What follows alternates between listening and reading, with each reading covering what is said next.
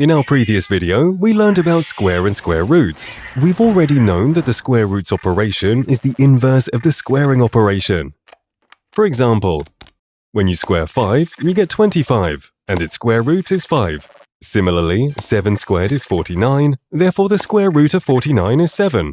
These special numbers, like 25 and 49, are called perfect squares. Just like in life, some are perfect and some are not.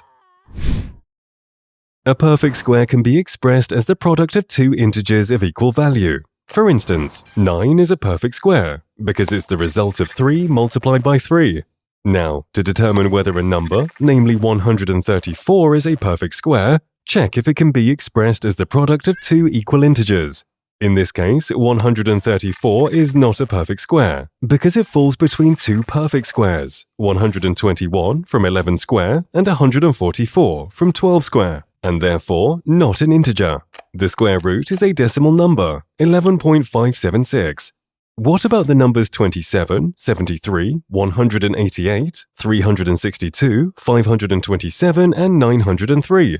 Are any of them perfect squares? Answer it without a calculator in under 5 seconds.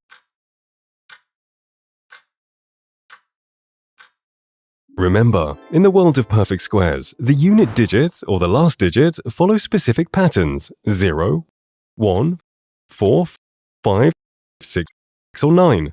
However, it doesn't work in the opposite way, as seen with 79, which isn't a perfect square despite ending in 9.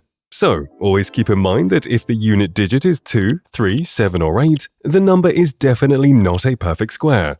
This rule applies even to larger numbers. For instance, consider the number 1,679,743. Since it ends with a 3, it's not a perfect square, which means no two integers of equal value will ever give the product as 1,679,743. All perfect squares have two sets of square roots. Consider a perfect square 81. The product 81 can be obtained by multiplying two sets of integers, 9 times 9 and minus 9 times minus 9.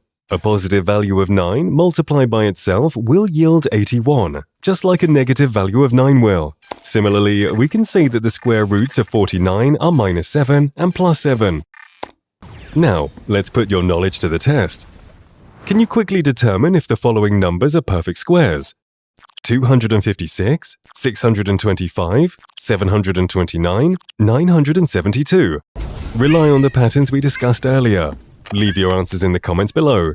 If you enjoyed our perfect squares lesson, be sure to subscribe to our channel so you won't miss out on our next exciting lesson on how to determine the square root of a number.